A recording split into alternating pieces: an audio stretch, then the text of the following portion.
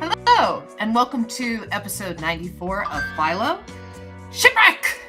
This episode, we have guest star Jeremy Fiscaldo. We also have, of course, my co-host and better half, Robin Fisher. Hello, Robin Fisher! Good evening. Here's Jeremy Hi, right everyone. here. And let me open up art to show kind of where we were. We had Armand hiding in the shipwreck was where we left off. I cannot show right now any of art. Oh, hi, Magic Marmot. Look at this. I cannot show any of the artwork that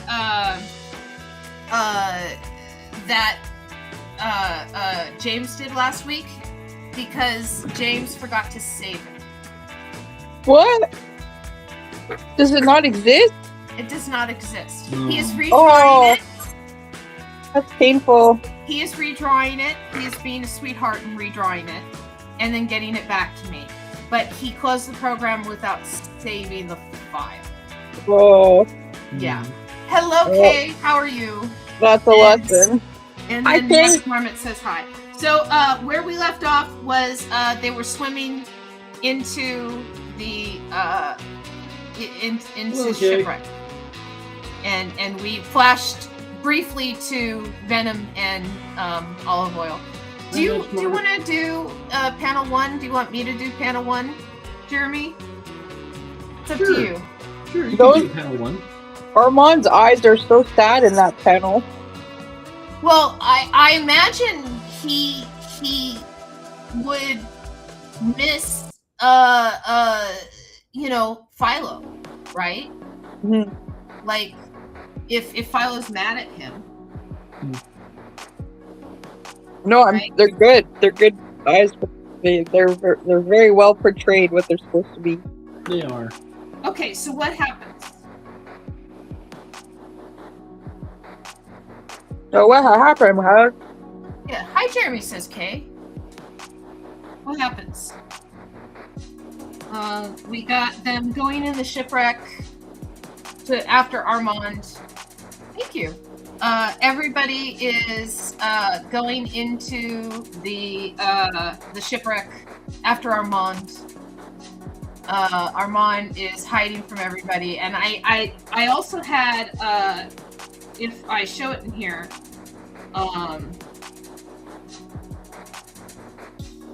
not this panel, but the panel that I drew beforehand. None of the chameleons are in the water. They're all above the water. I guess they don't like the water. But I just did them like above the water. So so what happens? What's going on? Well, have we done a shot of them going through the shipwreck looking for him? We did. That's what you said they're doing. They could be underwater looking for a Okay. maybe they could be underwater looking for a treasure cove, and it reveals I'm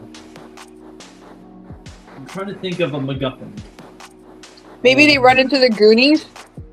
Underwater. Yeah, They run in the into shipwreck. in the shipwreck. Okay, I could do that. We run into the Goonies. Okay, they run into the Goonies. So what are we going to do for panel 2 while I'm drawing them running into the Goonies? Okay, let me make sure I have that labeled. They run into the Goonies. Hi, Kay. Yeah, Kay says, hi, Robin. Hi, Amber. Hi, Magic. Quick question. So, it's been a while since I did the last show. Am I supposed to wait for your signal to start sketching out my ideas for panel 1? No, I'm working on panel 1. Okay. So then I'm working on panel 2 then. Yes, you're going to be working on panel 2, but we haven't figured out what we're doing for panel 2 yet. So let's see. They run into the Goonies. Maybe just to continue with the ad lib ebb and flow a bit. Would it be helpful if like they ran into the Goonies and then somehow Superman arrives? To me that seems like a non sequitur. Okay. Because we just introduced new characters of the Goonies. Good point. Right? And then you're introducing a new character. Uh-huh. You could do a montage of how the Goonies got there. Okay. Require a lot of water slides. Who arrived in on water slides? Yeah, remember those giant super long water slides before they ended up in front of the ship? Okay. You know, the ship wasn't sunk though. No, it wasn't. It was. That's why it's funny that they're at a different ship. Let me look that up real quickly for image reference. You know, they had an entire, Goonies fight a giant octopus scene that they recorded and stuff, but they cut it out of the movie. Wow. Yeah. You can look it up and you can see production stills of them fighting tentacles and things. Yeah. Well, maybe that's what should happen here. And then you find out that the giant octopus is Andre's brother. Armand's brother. I'm looking up the behind the scenes for the water slide in the Goonies. It's so incredible. It's such an old set. Oh, now I need to look at the Goonies. Now I need to look up the Goonies. It was Martha Plimpton, Josh Brolin, Terry Green, and Corey Feldman, Sean Austin, Kwan, I don't know his last name, first name. Well, you gotta have Chunk in the front. That's what and I forget that actor's name, Chunk. And then there was the Fratellis, which was Mo and the two sons. So, I think I'm gonna go with the Goonies who arrived on water slides. Should I get started on that one too, since it's panel 2? Yes. Okay, here we go. And then the caption is the Goonies arrived on water slides. Yep. So Gary Garlew said he saw the scene in theaters when he was a kid. The octopus scene. Yeah, I didn't see it. Like this? I saw it on VHS when I was a kid in Germany.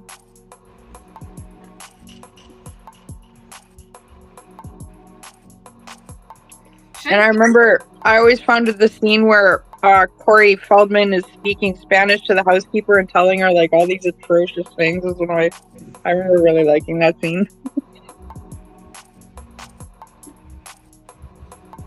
But also the water slide.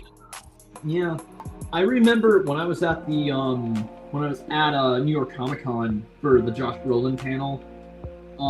Josh Brolin had revealed that. I think he was talking about sharing some of his favorite memories from having worked on the Goonies when he was much younger. I have to really go back and look at that panel to see what the archives were. But I do remember, I think Kehu Kwan appeared in a special video, a special video call saying, "Hi Josh, hope you're doing well." I could be misremembering. So don't take my word for it. I'm sure the interview from Comic-Con or the footage from Comic-Con is publicly available. So it should be it shouldn't be too hard to find. Well, Dada was one of my first crushes. Movie star crushes. Oh, did you see Everywhere? All at once? All at once. Yeah. Yeah, Kehu Kwan was incredible in that. It was so glad. Not only was it great seeing him again, but he basically managed to create the embodiment of the anti-embodiment of toxic masculinity with his portrayal of what was his character's name in the movie? I just think it's amazing that when he stopped working in Hollywood because there were no roles, he went and worked for Wong Kar-wai, which is a pretty big deal. Yeah. I love that man's movies. I think he revealed that he went back to school because there wasn't any roles for him at the time. I mean, at most, he was a stunt coordinator on Bryan Singer's first X-Men movie, but I think that was his only one and done job. And I think he either went to college in the '90s and then didn't return to the big screen into the theaters until like much later. Well, I heard he had a hard time finding roles that were like good and not racist, and so he moved to Hong Kong. Yeah. And worked in film there. That's good. And I'm glad he had something to fall back on before he returned to the States.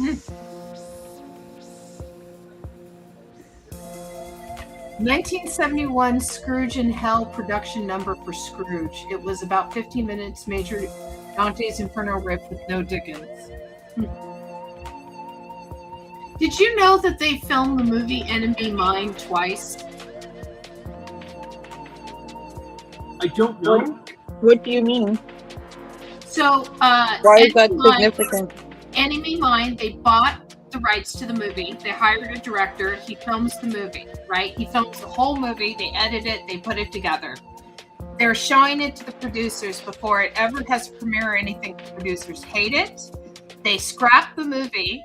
They hire a new director who hires new actors, who hires Dennis Quaid, and he films Enemy Mine, and that's the Enemy Mine we know now.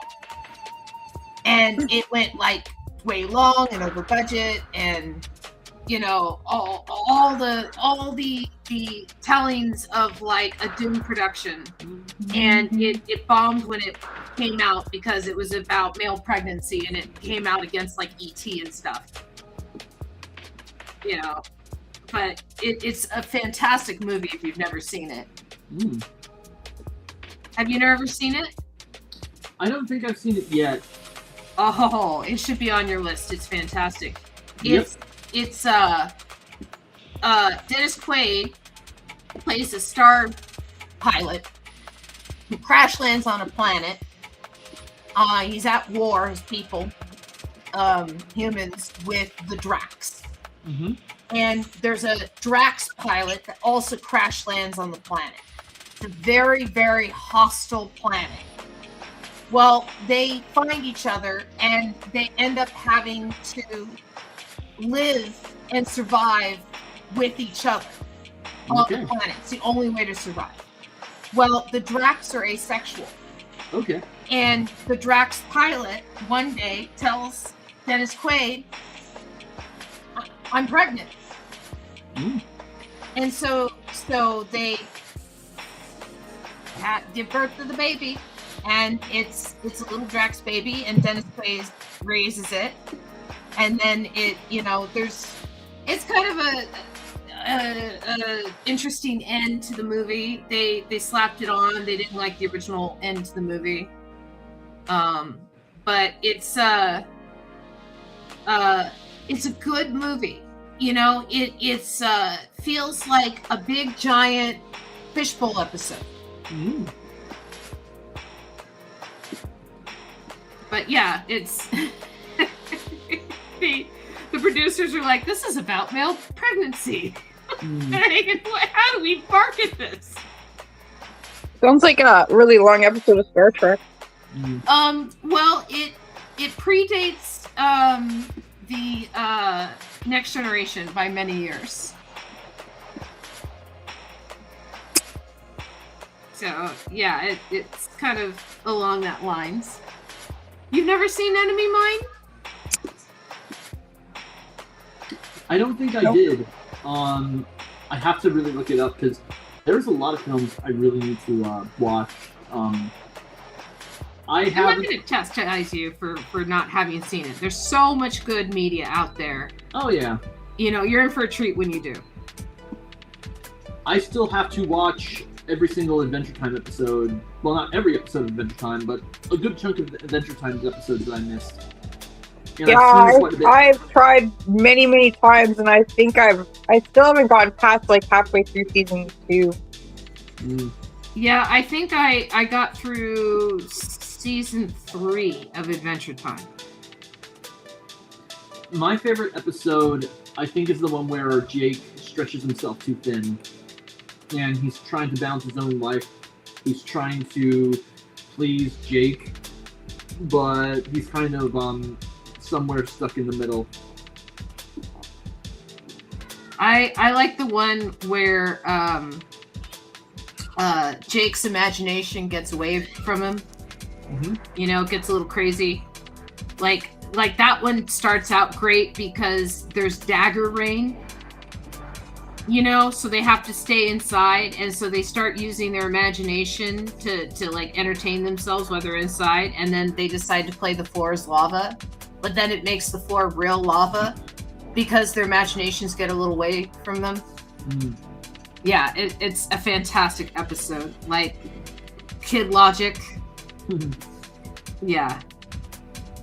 I always like in Adventure Time how there's these little snippets of like the world had ended, you know, of like there was, you know, some kind of like nuclear fallout, and now the world is a new world.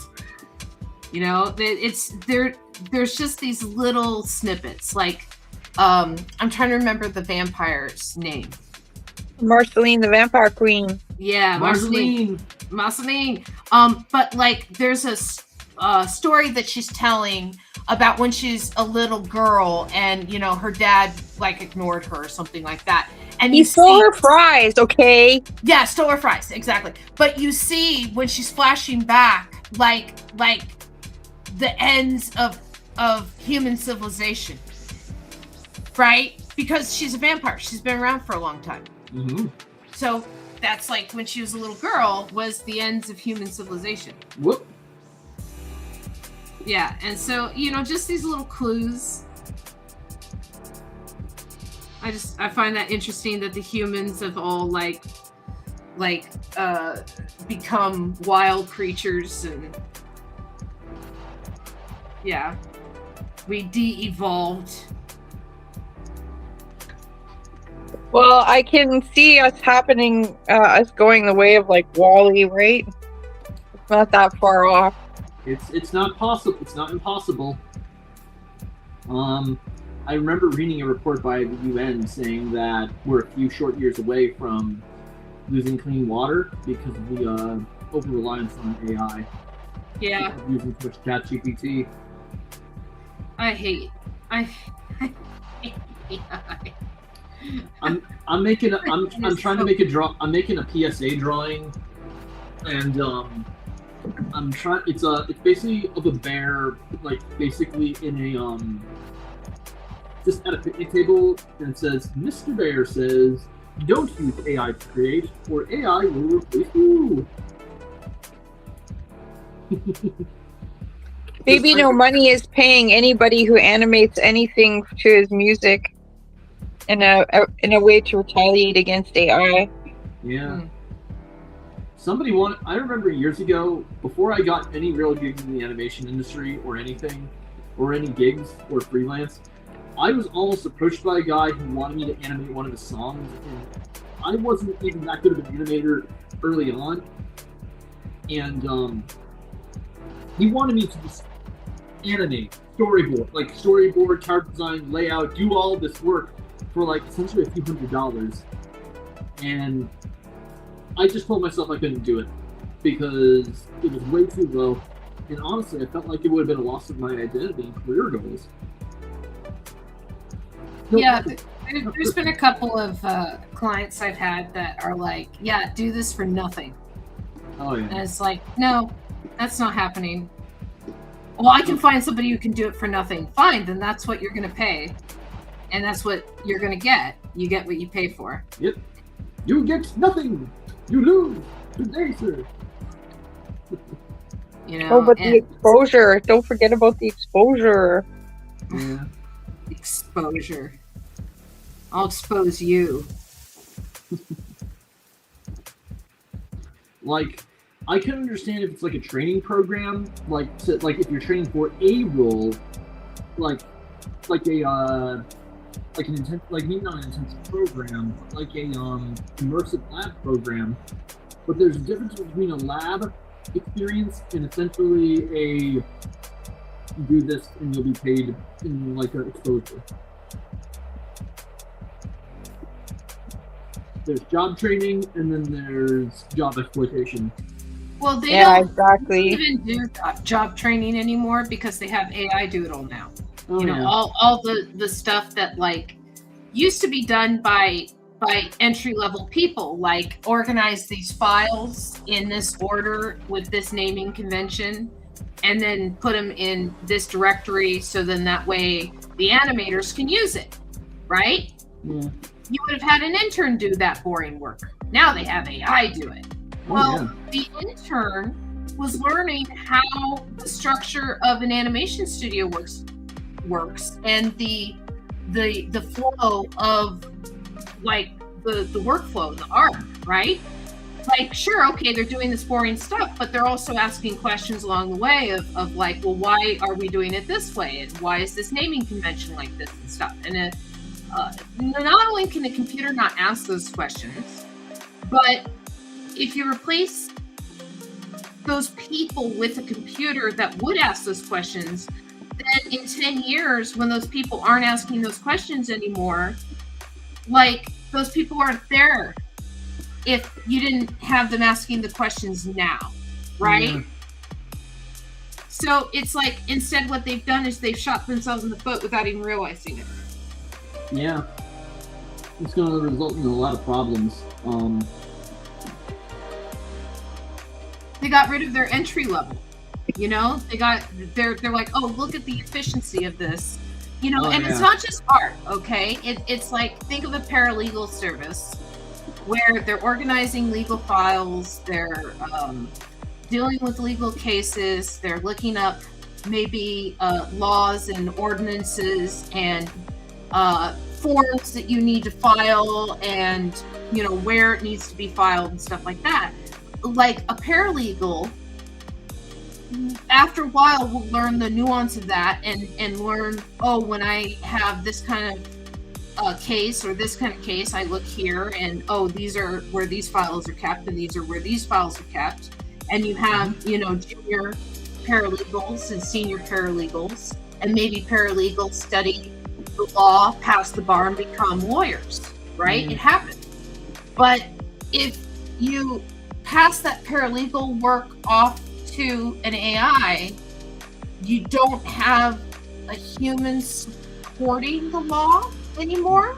Yeah. You don't have like a human person that you can go and ask, like, what forms do I need to fill out for this thing? Because the computer doesn't know how to help you. Yeah. Mm-hmm. Even there's also issues of AI potentially racially profiling constituents. I forgot. I don't like. Obviously, Grok is terrible. I'm trying to think of another. I'm trying to think of the name of the software that was in trouble for Claude. racial profiling. Are you talking about Claude with Antwor, whatever it is? Possibly. They're the ones that are like, yeah, don't make automated drones of our technology, and the U.S. government's like, you're leftist propaganda. It may or may not have been them. I remember hearing something. It could be a different company, but I think it was something about a. I think the company might have been. I think from Benjamin Netanyahu, from his current administration, kind of using face recognition technology, and a lot of people raised ethical concerns because of racially profiling suspects and misidentifying people who committed the crime. Yeah. Again, I could be mistaken of it being from the Netanyahu administration, but it is worth exploring because we're not prepared for the exploitation of AI by companies, especially since we're not prepared for what's coming. And I'm trying, like, it's all really bad, and I want to make sure I'm keeping things in perspective on how bad it is. But I may be a little bit naive here, and if that changes, I hope I'll admit that I'm wrong. I do remember hearing from people like like earlier this year, I was at a panel at New York Comic Con where Gendy Tartakovsky, the creator of Primal and Samurai Jack, he was speaking about AI in the state of the animation industry. He made a really good point about just because a big name might be using it doesn't mean it's going to be effective or efficient, because it's basically taking out jobs. But when I asked him about advice and what he has for people in the industry and the state of AI and how things will get better, he told me that he believes that the industry goes through peaks and valleys. And he said that he does believe that the industry will rise again at some point. We just got to keep creating and put ourselves out there. Well, he's doing a second season of Primal right now, so it's actually the he's third got season. work. It's actually the third season of Primal, but yes. Oh, sorry, the third season. All good. My mistake. Yeah, I've seen several of the episodes. I didn't quite finish Primal yet of season 3. I saw all of the first 2 seasons, and I'm glad. I wish I'd seen this sooner. It's kind of funny. When I was much younger, I kind of hoped we would get a new Star Wars series by Gendy Tartakovsky in the style of his Clone Wars art style, albeit it's for the sequel trilogy, like an animated sequel trilogy adventure.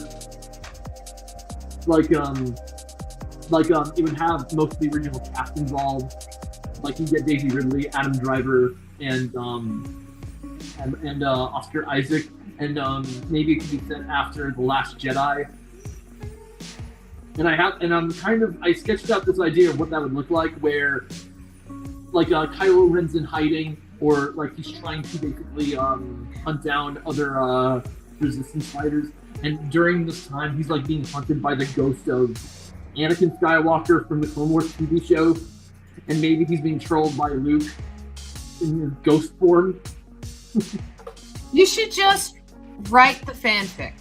Oh yeah. Just go to AO3 and just write it. Bite the bullet. You will have fans. They will find it. They will love it. They will read it. They will leave comments. Oh yeah. And they'll be like, my favorite part was when Kylo Ren saw Anakin in the forest and they had this conversation. Yeah. You should just do it. I actually started drawing a prompt inspired by a screen cap from the last season of Samurai Jack. Yeah. Yeah. So, I mean, okay, so like I think every writer, whether they admit it or not, every modern writer, I should say, cuts their teeth in fanfic. Mm-hmm. I don't say that in a bad way, because sometimes you need to play with another person's characters to figure out how to write your own. Yeah. Right? And another person's characters are very familiar, and you can go, well, what about this? And that helps you kind of figure out the types of characters you want to write. And sometimes fanfics are fun. Like they go crazy. Like I read one about a vampire Jedi. It's good stuff. It's like pulp. It's a guilty pleasure to indulge occasionally in something that's just ridiculous. It is. Well, I think a lot of people get writing them for themselves, right? Like it's something they want to see a story of, or they're interested, and if other people are interested, they tag along. Well, here's what's interesting about fanfic is in history, humans have always done them. Okay? Hercules is a fanfic addition to the Greek pantheon of gods. He is a demigod. He is half god. He is one of Zeus's children. Many of Zeus's children were written hundreds of years after the creation of the Greek gods. And so it was like, what if Zeus had a child who did this? And the same can be said of like the Book of Mormon, Yeah. and like you know, books that the Quakers follow, and you know, like some people might say the Bible of the same of the Torah was a fanfic of like, hey, look, here's this guy, and we believe that he's this guy, right? And you had the Jewish people at the time going, we don't believe he's that guy. You know, and that is fanfic. Right? Oh, but going back to real fanfic, not like just me talking religious books and stuff like that. Lancelot, okay, from the Arthurian legends, who runs away with Guinevere, fanfic, written hundreds of years after the original Arthurian legends were written. Right? And the guy who's like putting together all the Arthurian legends like started adding his own stories, and he like wrote in Lancelot and this whole thing about running off with Guinevere, and you know, like it was him going like, oh, I think they should end up together. He needs to be spicier. He was shipping them back then. I'm on panel 3. What happens after the water slide?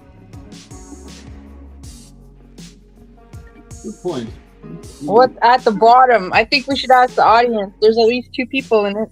Well, I mean, they arrived by water slide. There's 3 people.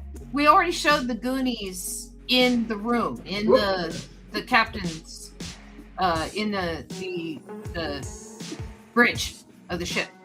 Almost forgot. There we go. Oh. So, do they have a confrontation? Are they just gonna like have an octopus fight? I don't know. Well, I think there should be another octopus, and we find out he's related to Armand. Goonies octopus? Yeah, like the octopus you were talking about. Let me see if I can find it. Let's see. Goonies. And it's like Armand's older brother. Look. You don't believe me, but here you go. None of us said we didn't believe you. No, but see, look, there's the octopus. See, there's the octopus. See, it looks like Armand, doesn't it? Oh, I guess it's kind of hard to see. But it looks like Armand. Ooh. Yeah, so, but yeah, they had a whole octopus fight. Like here's the kids with the octopus. With the giant head. And then, here's the giant octopus. Like, I guess it was in the trailer. Oh dear. The octopus fight. So they had some of the octopus scene in the trailer. And then this is a picture more of the side of the octopus. And then this is the octopus that they had on set, so you can see how big it was, because like here's a trash can over here. Gee. So these were all animatronics, right? And so it had wires, and then the wires are PVC pipe on the inside with separations between the wires, and then they had springs between those separations. So when you would pull on the wire would pull on the very, very tip of the thing, right? And it would coil, but it would put pressure on all of those springs along the wire going through all of the pipes. And so when you would release pressure on the wire, those springs would then have it coil back out all the way out, and it would, and so it added life to the tentacles, and they could get the tentacles to actually do stuff. Now, what was interesting is that the weight of the tentacles, when they were testing this, they worked great, right? But when they added the foam to them, they were too weighted down and they didn't work as well. So they had to actually put wires on the tentacles for the ones that were out of the water and get them to, it was more of like a puppet, like a big giant marionette that they were doing with the kids. I like special effects. Oh, I'll talk like nerdy stuff about it and stuff like that. But yes, so that is the octopus. I'll put it over here as reference.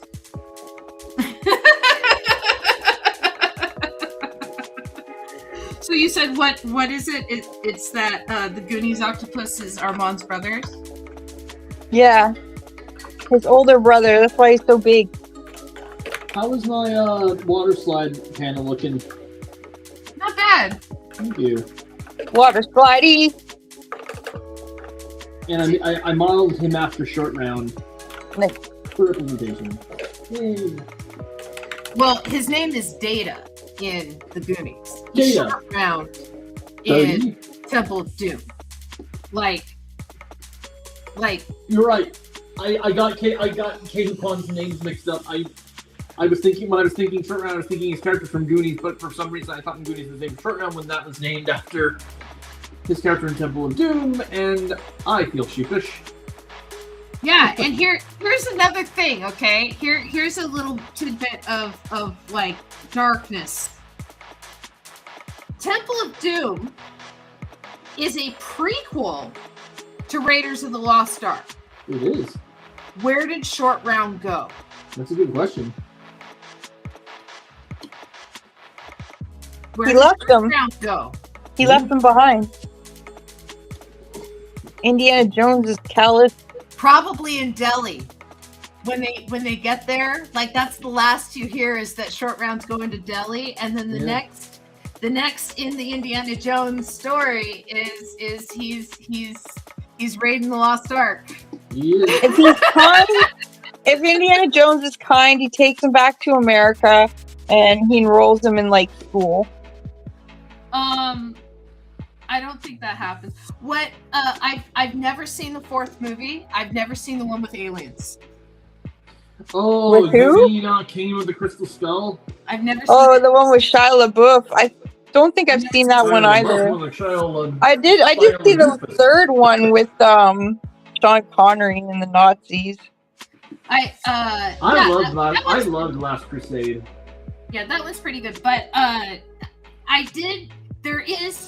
saw one good joke from the Shia LaBeouf one, right? Where Shia LaBeouf's looking up at him and he's like looking all heroic and stuff. He's like, "You're a teacher?" And Indiana Jones says, "Part-time." He's like looking all heroic. And, yeah. Is it the one where they used the wrong take? That was the better one in the trailer, and it sounds part-time, but in the final movie it sounds part-time. I don't know. I don't know. Again, I haven't seen the movie. All right. I saw that joke in a GIF, right? So I didn't hear the joke. I just saw it and I went, "Oh, that's kind of a funny joke." But I've seen like shots of like Shia LaBeouf Tarzan swinging through the jungle, and I don't need to see that. Yeah.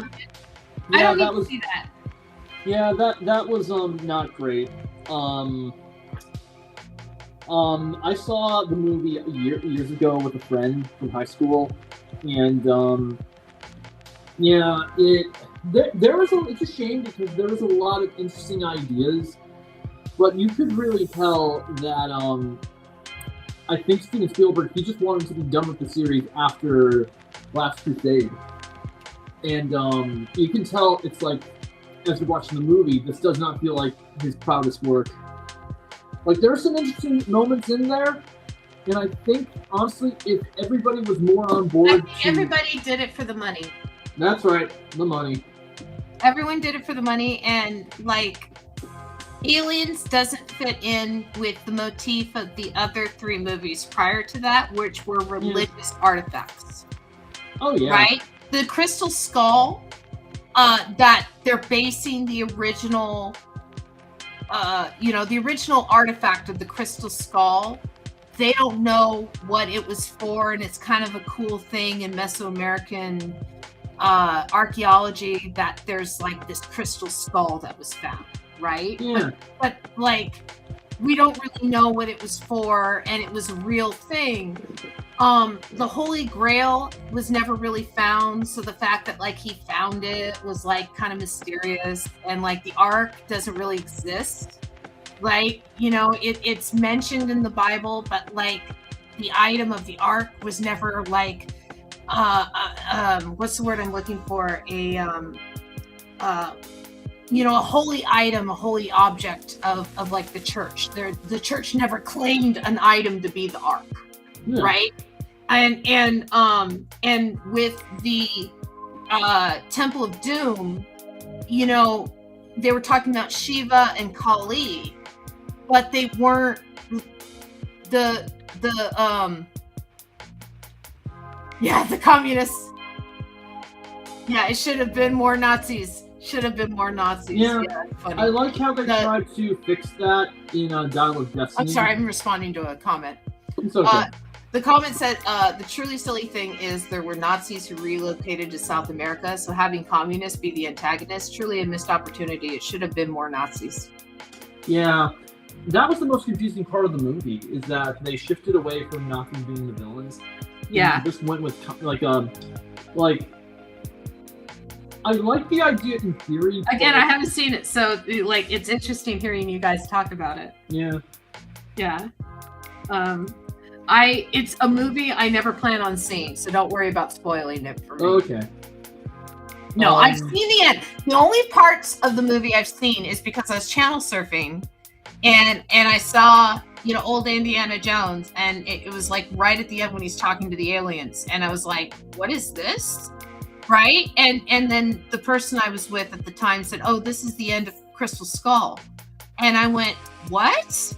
It's aliens? And he's like, yeah, this is the end of Crystal Skull. And then I saw from the aliens talking all the way to like the tornado that like eats the pyramid, and then credits. Yeah. And I was like, what the fuck was that? That is not the end of an Indiana Jones movie.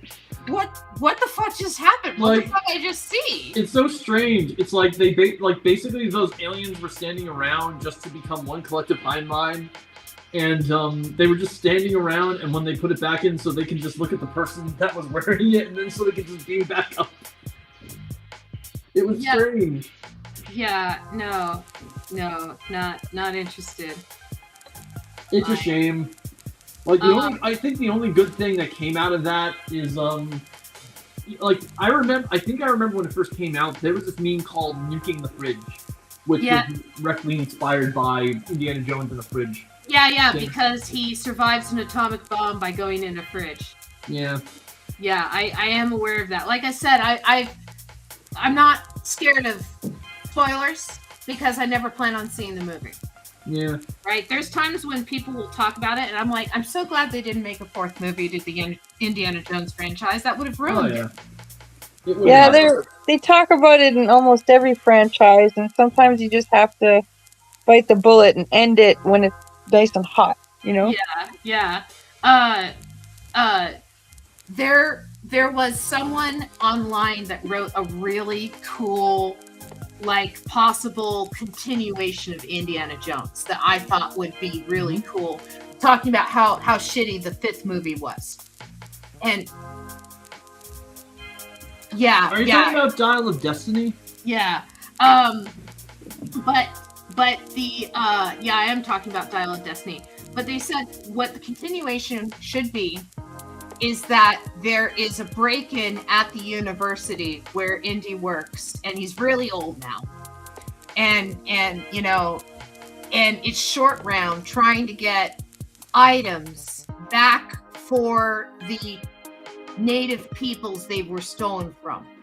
Mm-hmm. And Indy finds him like trying to get the items, and he's like he's gone to this side now, and he's like this like art dealer, nefarious person that like has gone rogue and gives these items back to people, and he's trying to like, you know, make amends for all the things that Like Art World Robin Hood. yeah, an art world Robin Hood, right? And he lets Indy's help, right? But that allows Indy to do all the old guy stuff, right? Of like, you know, he's like going through and getting like papers, distracting the distracting the deed, you know, like maybe pulling up in the car and driving, and he gets to be the Sean Connery character this time, right? Yeah.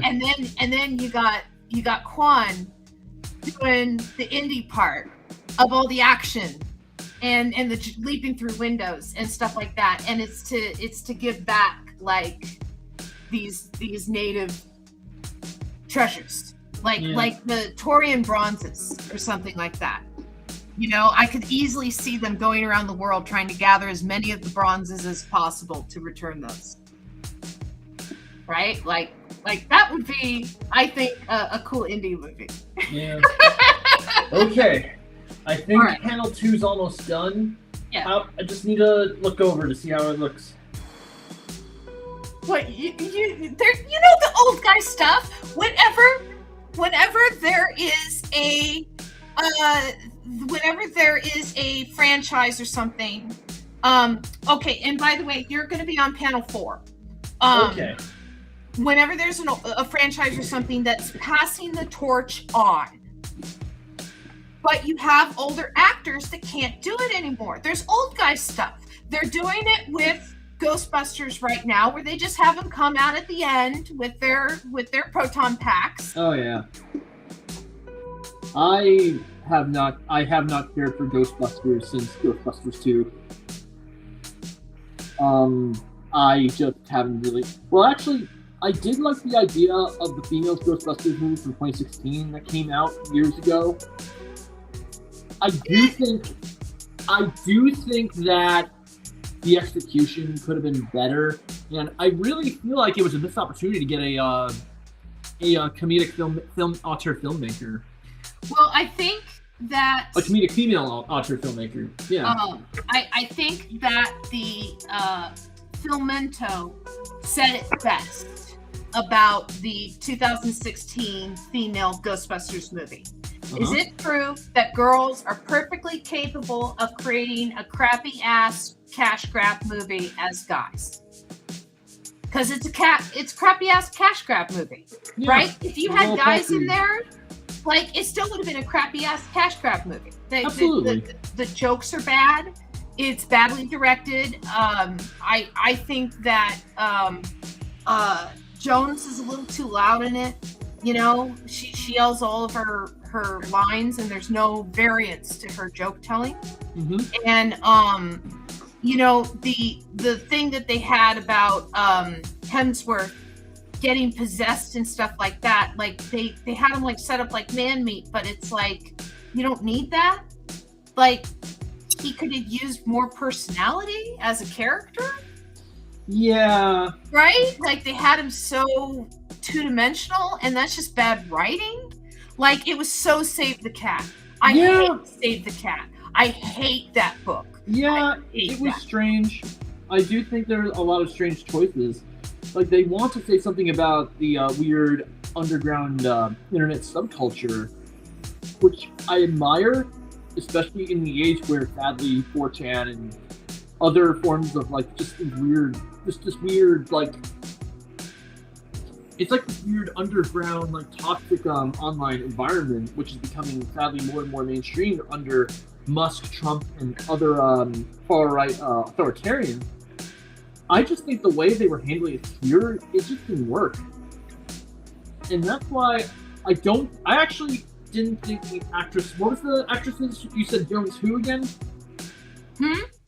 What was the actress you said her name was Jones what?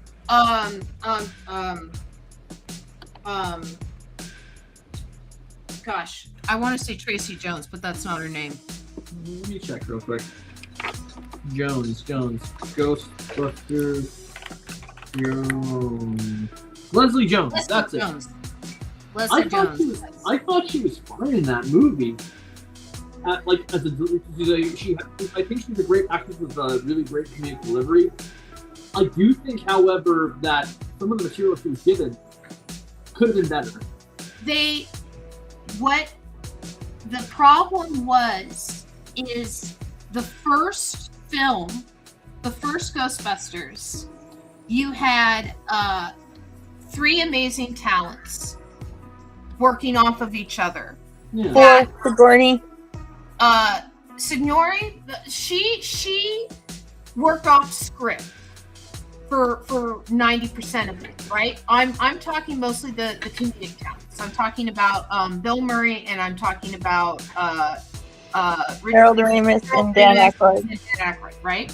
And the way that Landis filmed it is he would do a script take, he would do an improv take, and then he would do a feel it out take, do as much of the script as much as improv, kind of, that feels like we're doing it, and try and get a complete take of each one. So if they had a flub or a missing of a line or something like that, they'd still try and get a complete take of that kind. Yeah. And when they filmed the 2016 movie, they gave them all improv takes. Yeah. So there's no script takes. Yeah. Right? There's no let's get to the point, let's be serious about this. And what makes the first film's balance work is that it's not a comedy to the characters.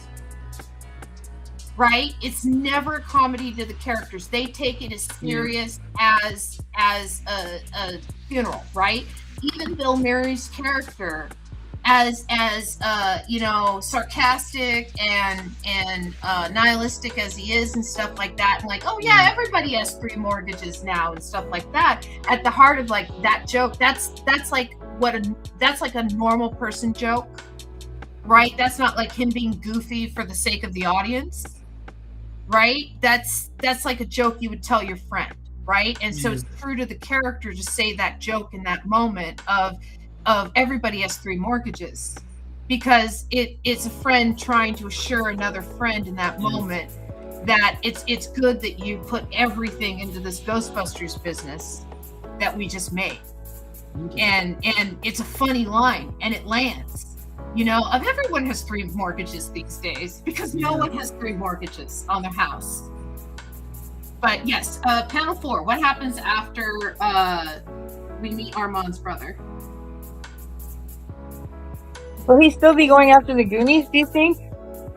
And what's Armand's brother's name? You know what? I imagine he would be like a star. So we should show him with autographs and fans. Maybe his name is Marlon, like Marlon Brando. Like he's wearing sunglasses, and he's got the little robe, and there's Hollywood behind him, and he's been super. I think sunglasses and robes pretty good. Yeah, you know what I'm talking about. Maybe give him a car. So if you can see the back of the robe, it says director or star, or both, director and star. Yeah, I would just say, Marlon's super successful as your caption. Okay. Marlon's got the skills to pay the bills. Yeah. Marlon is super successful. Marlon is super. Maybe Armand will hide out with him. I don't know. All right, here we go. So Marlon, the kid's name is Marlon, right? Or Octopus. Yeah, I said, I would do him he's signing autographs. He's got the sunglasses, maybe an assistant. A line of people, red carpet. Toast. you know, like make him Hollywood out. He's Californication. He's been He's a limo. Californi'd. Ezra Miller. Ian says he's Ezra Miller. No. Oh no, I don't want I don't want him to imitate Ezra Miller. You don't want him to have teenage girls that he kidnaps into his cult. Oh no. I want the squid to be somebody. Oh, they had to make a Flash movie still with him, so he apologized and blamed mental illness. Ezra Miller. No. I mean, they blame mental illness and stuff, but like, why did the guy go crazy? Like, why was he kidnapping girls and like, you know, the police arrested him and he was like, you know, you can't pat me down. Like, I demand not a male or a female police officer. I'm gonna draw Marlon in a limousine. Okay. Like, yeah. As a movie star. Yeah, you know, like draw him like living up the life. Yep. Living off the land. So I think maybe his assistant can still be in the car. Let's see.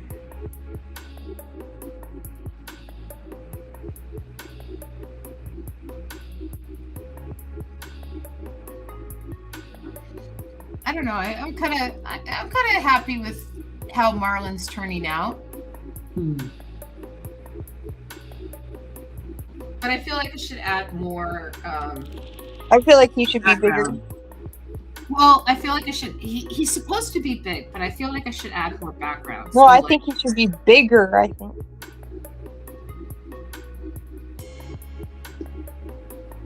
Well, see if I put a little chair He's next to bigger in his mind.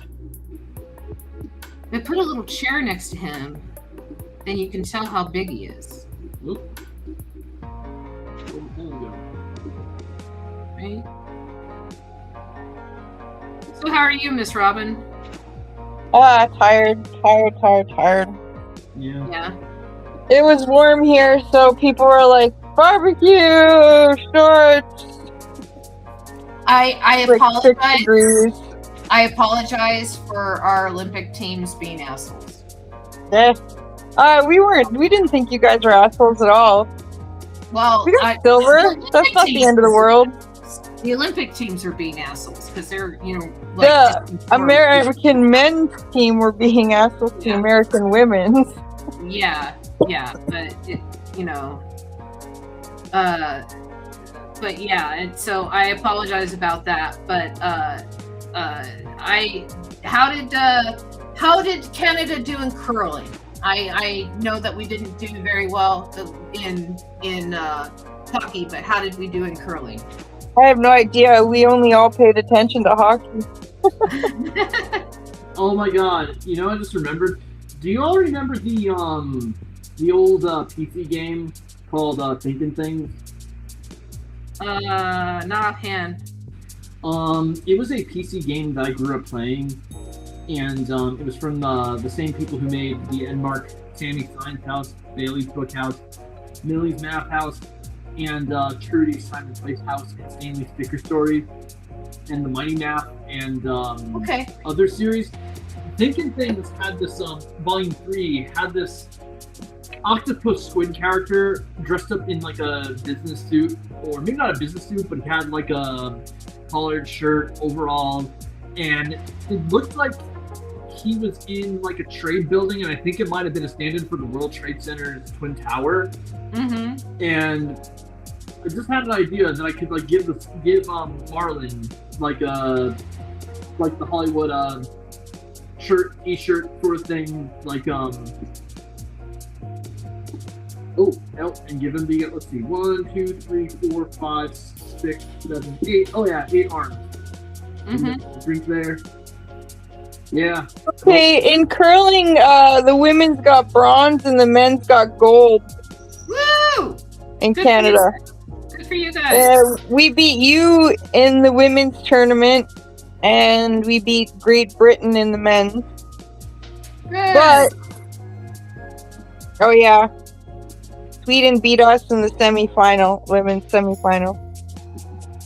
My ex that I was with in Canada, he followed curling like crazy because he used to be on a curling team when he was in high school, and like had dreams of being on the Olympic curling team, and so he followed curling. And it's always been on kind of my radar since, of like, oh, what's going on in Olympic curling? You know, because I learned all the rules and.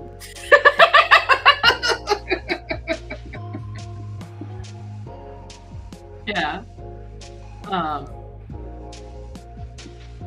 Okay. I think I gave him, I have him waving out the window ceiling, on the roof. There we go. Here, let me put you up.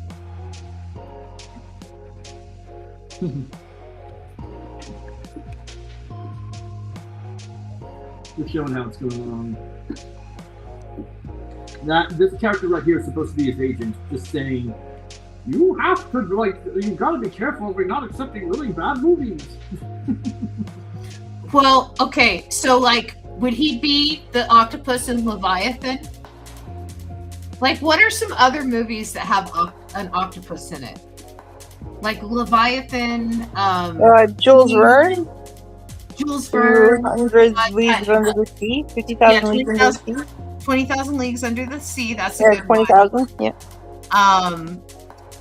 There has to be one with like a kraken attacking a ship, right? You know, like the tentacles going over the ship from like the 70s, 80s. There has to be like a movie kind of like that. And There's so the agent man. So I'm thinking he's so successful that Armand sleeps on his couch for a while. Like runs into him and then like escapes and then sleeps on his couch. And like we follow Armand for a while. Well, Magic Marmot has to go.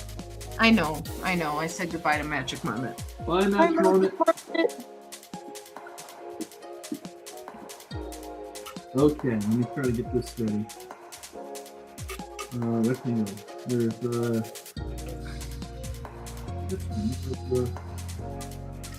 here we go.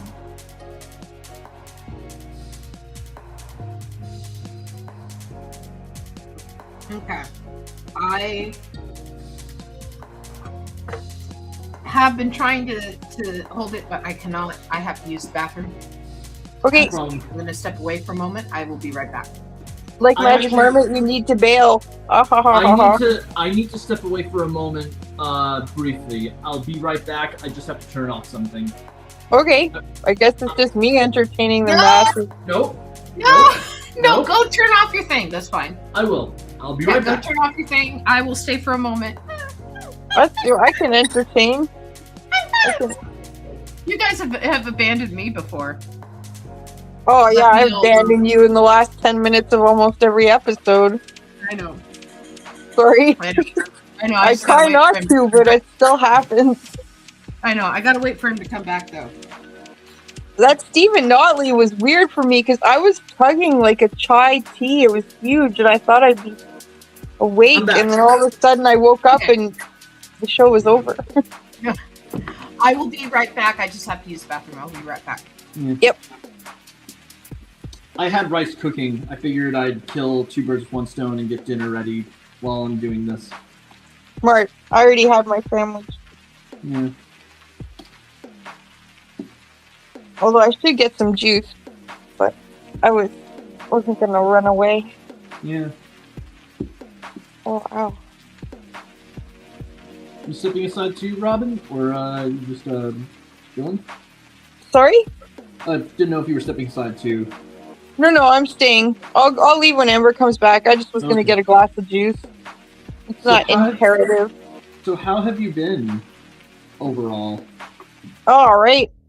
Hey, did you get a job? Because last time you were on the show, I think you lost your job either then or not long after. Yeah, I'm trying not to talk about it because I don't want to, so for anybody who's new here, I briefly had a park job. It was seasonal, it was supposed to be seasonal. Without getting too much into it, we were both let go. I can't claim to know the entire reason why, because I'm worried if I say it was because of this, it might not be accurate. And I've been waiting a whole year just to get all the details. But since then, this doesn't count as a job, but I have managed to get something, something came up. I've been helping out with an organization that I've been a part of for a few years. It's Asians in Animation. I've been participating in their pause sessions for a while, and also their storyboard classes I've been taking. And we actually, at one of our last pause sessions, one of our group critiques, I had helped a student, well, not me, but it was like, there was a group effort to help a student with one of her VizDev pieces. And it turned out really well. I don't want to say what specifically happened, but it was good. Because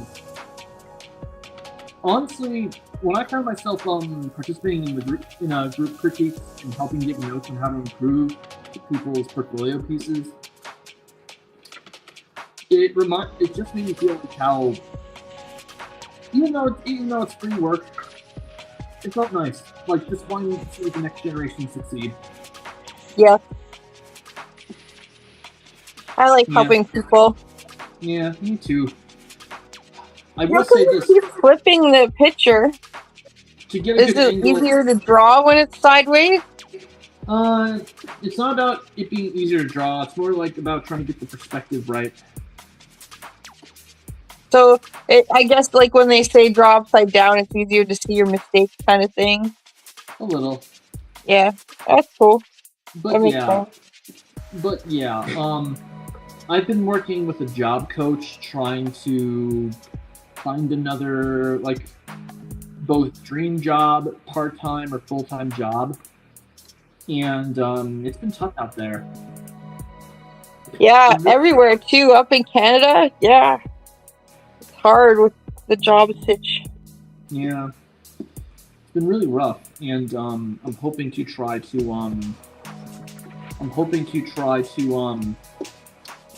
find a real turnaround at some point. Let's see.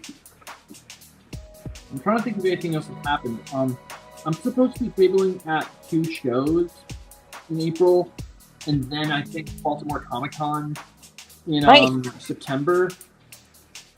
But I think it might be Baltimore Comic-Con might be the last time, because as much as I've enjoyed doing the show, last year wasn't as profitable, and I think I might just try to keep it to other, like, maybe localer shows in the future, just to keep things economical until I can afford going again. Yeah, that makes sense. Yeah. Are we talking about why we can't go to conventions? Oh, he's going. I haven't been to any in years. Yeah, it's not worth it. Yeah. Money-wise. Yeah, that's the thing I've been seeing. It's not like I like going to conventions, but I'm just thinking, I'm feeling like there's got to be more I can do than just go to conventions, and that's why I started entering some fellowship writing programs and trying to find an agent again. Yes, I hear having an agent makes a big difference. It does. Yeah. No, big, great. No, No, I'm not laughing at you. I'm laughing because I've always like wanted an agent. I've always had people saying like, "Man, you should get an agent," and it's like you got to convince someone to be your agent. Yeah, because they're basically hustling for you, right? Yeah. So if they don't believe in you, they're not going to hustle for you. Because you're their bread and butter. So it's getting an agent. Saying you should get an agent is one thing, but getting an agent is another thing. Right? You gotta have like connections, and you gotta have like this talent, skill, and fortitude, and like some people just outright pay agents to just work for them, like not even a percentage base. Just like I'm paying you an hourly to just be my agent. Yeah.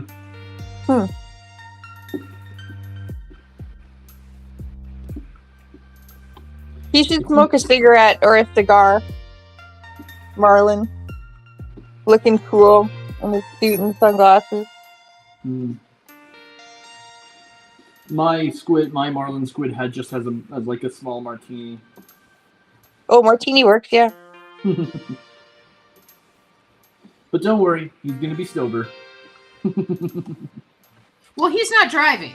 He's in the back of the limo. So it's okay. He can have a martini. Oh yeah. I'm just like, in my scenario, maybe Marlin is a on top of his game celebrity that he doesn't want to end up getting drunk like other problematic people. So I'm just thinking about the fact that like we have Armand sleeping on his Hollywood brother actor's couch. Eklund, the guy who ended up playing Freddy Krueger, right, was an actor in Hollywood before Mark Hamill was an actor in Hollywood. Through the grapevine, needed a roommate. Mark Hamill needed an apartment when he moved to Hollywood. He ended up becoming Eklund's roommate, and he's half crashing on his couch, half paying rent.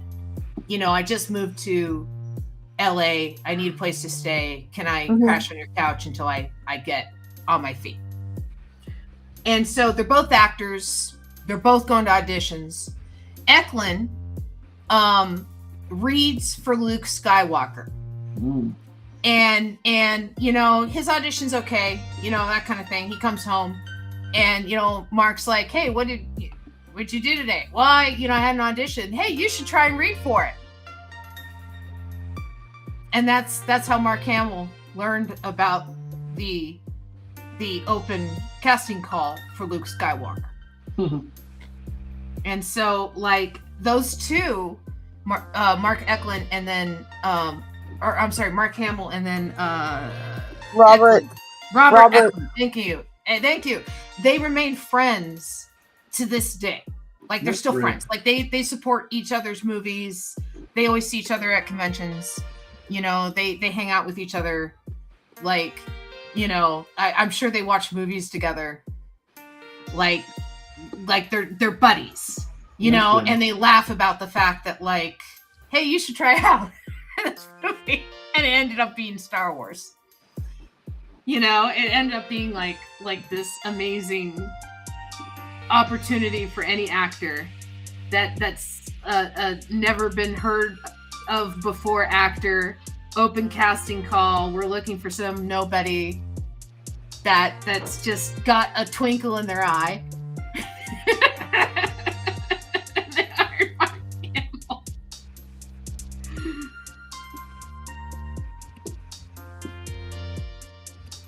Yeah, I think Marlin has a conversation pit in his house. Like his house is like 1960s built. LA. Cool. That's very cool. Chimney in the middle, like one of those metal fireplaces. It's like a dome, like a spaceship in the middle of the sunken living room. No, I was just imagining it's just the recessed kind of like living room where it's like you put the couches and stuff in the living room. Yeah, I know exactly what you're talking about. Yeah. And sometimes they have a stove chimney in the middle of the recessed living room. Anyways, I'm gonna go get a juice. I see it to one side in my brain. Sure, yeah, I don't care. I was just saying. Yeah. But yeah. Nope, not fix this.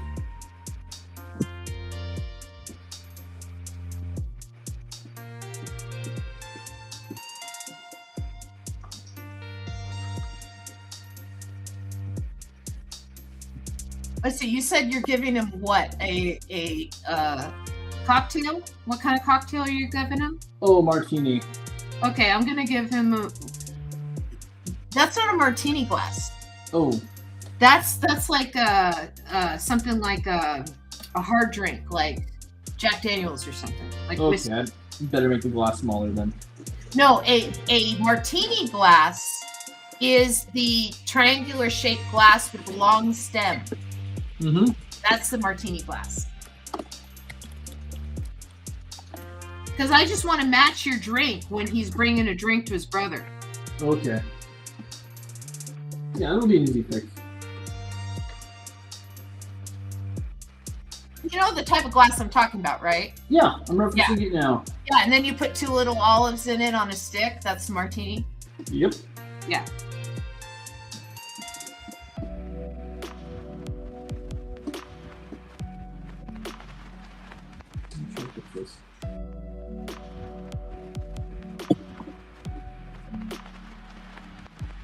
There we go, I think I got it.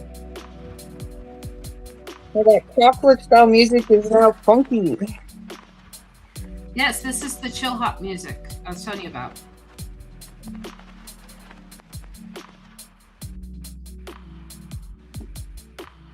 Look, I'm using my Vancouver Olympics. I mean, it's a Beijing. Yeah, this is the Beijing Olympics. Yeah. I remember when I had last was on the stream, I was talking about Princess Wikis and how much I love their video essays, and I think I forgot to share this, but since then, no, her video essays. I forgot to mention this since then, but I joined her Discord chat, and everybody's really chilled there. It's been really cool. Yeah, it's a lot of fun. That's where I partake in some of the writing classes, and actually I was working on one of my spec scripts. Nice. Yeah. I actually had 2 people join my Discord this week. Oh, and congratulations. they're sharing artwork and stuff, and I'm like, wow, that's awesome. They're like, you know, you have a Discord? Oh, cool. Here. Yeah. I'll do it. The Discords of, if you're curious, it's on the website. Off the main page, you just click on Discord. Yeah. But how long was the Discord open for? It's been open for years. I just don't know how to advertise it or anything. Okay. Well, good. Yeah, I don't know how to I don't know how to run a Discord. I don't know how to. I'm not very good at being an online personality. You know, other people are like better at it than me. Okay. We'll have his tentacles coming back this way. Okay, he ain't done. Just gotta trim. Right, and then we got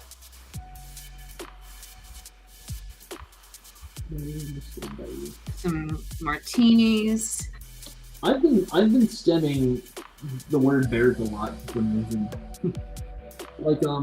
I've been finding, at a public event, a hangout that I went to, I was just stemming the phrase bear. Like, every time there's a song, I would just go, bear, bear, bear.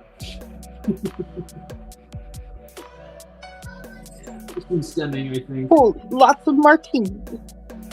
Well, yeah, he's bringing a martini to his brother for feeling bad for all of his brother's difficulties. Yeah. Yep, family's complicated. Life is complicated, yes. Yep. But life is what happens when you've made other plans. Just whatever you do, don't act like BoJack. Just don't be like BoJack Horseman. Well, BoJack Horseman is an interesting watch because he is such a destructive personality. Yeah.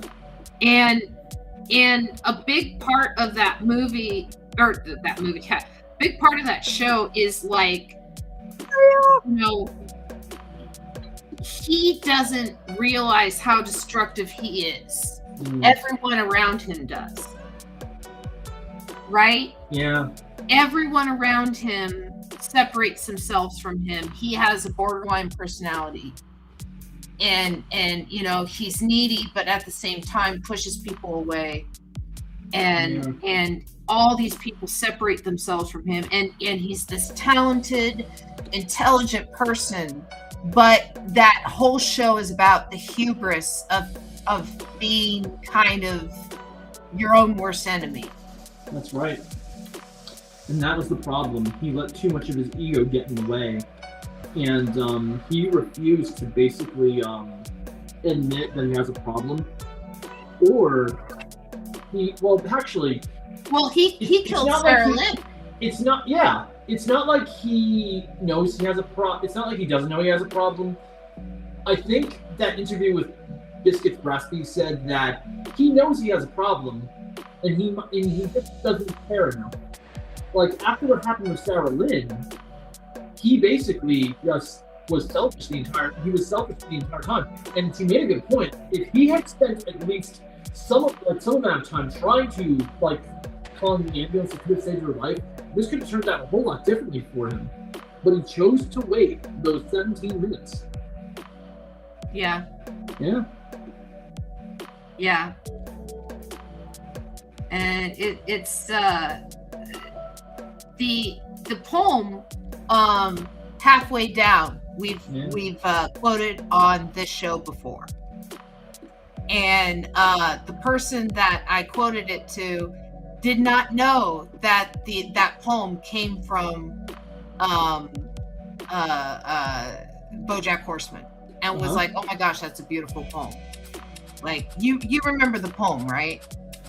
I do remember it was read in the second to last episode when BoJack is potentially dying, and it's read by his father, Seabiscuit. Yeah, but he's but he's personifying him as his favorite runner. No, not his favorite brother. He's personifying him as his father, right? Runner. Like, it's his dad's voice, the embodied, but physically he looks like his favorite runner, Seabiscuit. Yeah. Yeah, exactly. Because Seabiscuit raised him more than his father did. Yeah.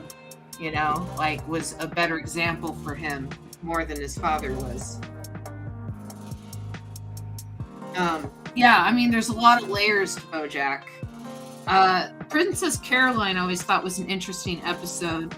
I like the fact that her end was the fact that she got Diedrich Bader to her very own. Mm-hmm. You know, and that's a pretty good catch. You know? Yeah. I felt so bad for Princess Carolyn because even though she was complicit with some of the things in the Hollywood business, almost casting Vance Wagner. Yeah. I felt so bad because near the end, she felt like BoJack kind of used her, and I don't think she necessarily separated herself from him, but she did distance herself quite a bit. Oh, she absolutely separated herself from him because she didn't invite him to her wedding, to her real wedding. Yeah, the other wedding that she did invite him to was the professional show wedding. Yeah. Industry wedding. Yeah, she invited him to the kind of industry contact wedding, right? For people that knew that they were associated, but the big show wedding of I want pictures forever of what my wedding was. She didn't invite him to that wedding. To the wedding her family was at. You know what I mean? Yeah. And so she already distanced herself at that point. He was a client to her, right? Yeah. No longer a friend, no longer a confidant, no longer a lover, because she had Noah. And and Noah was so good to her. Noah saw all the potential, all the hard work that she put in, and wanted to contribute to the point that he wasn't even at the industry wedding. He was doing work. He knew that she was hustling the industry wedding and he's hustling the other work, and the two of them together were a better team than her trying to do it all by herself alone. And so that's why Noah was a better partner for her, and Princess Caroline had a happy ending. Yeah. And so, yeah, I don't feel sorry for her because she had a happy ending. She had her kid. She had, She did. She had her career. Yeah. I should clarify the reason why I felt bad for her is because it was such a tumultuous journey to get there. And I'm glad that she, I'm glad at the end where she finally distanced herself from Bojack by saying, I'm not going to be your agent anymore, but in the off chance you get out of prison and you are seeking representation, I'll make some recommendations. Yeah. And again, that's the businessy thing, right? Mm-hmm. If you get out of prison, right? Like, you're not going to get out of prison, dude. You did some horrible things. Yeah.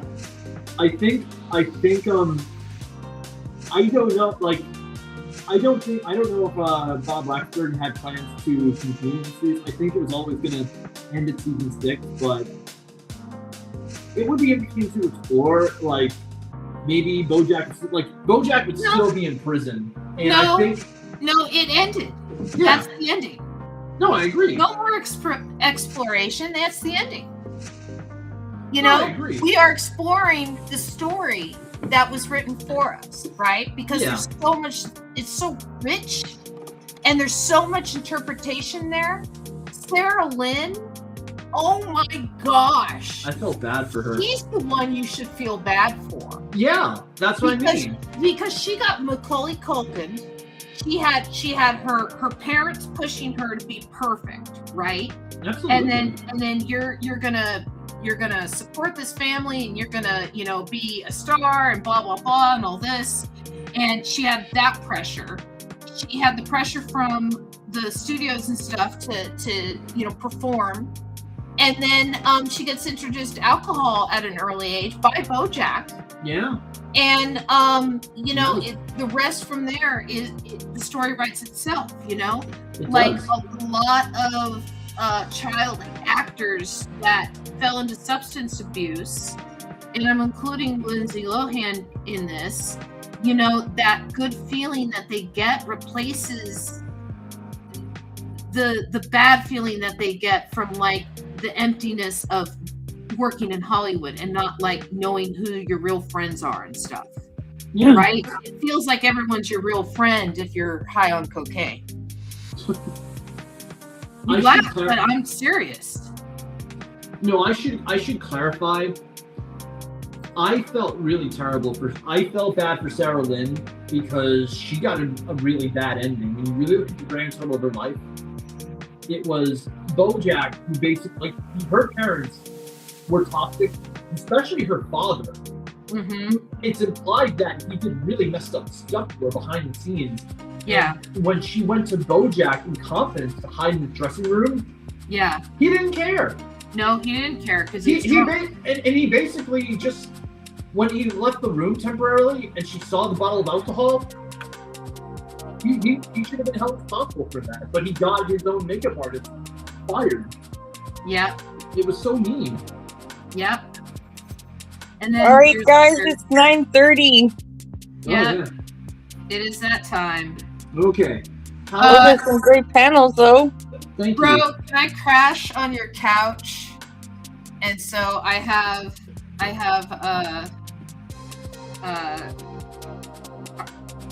Marlon here, getting him and his brother some sweet thank you, Tangent. Some sweet vermouth and a martini. Yeah, sweet vermouth. Some sweet gin. Some sweet I don't know. What's in a martini? Olives. I know there's olives in it. And alcohol. That's it. Oh, vodka, maybe? A vodka martini?